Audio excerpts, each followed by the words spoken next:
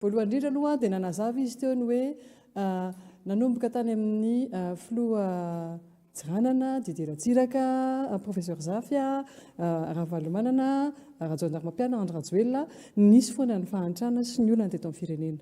Tovy ny fomba fijerinay amin'izay fotoana izay satria tsy marina izany hoe filazana fa noho ny fitondrana Andry Rajoelina no tena nampahantra ny malagasy. Faharoa, ny zavatra hitovizako hevitra aminy hitovizako hevitra aminao zay hoe tsy Andriamatoa filoha Andry Rajoelina no nitondra ny fahantrana, fa ny fahantrana ho ianao dia efa tamin'ny fitondra ny mpandimby rehetra teo. Zay ny teneninao vao eo. Zay ny teneninao teo aloha ny. Zavatra faharoa ny teneninao dia ny hoe ny zavatra rehetra dia tokony nisy.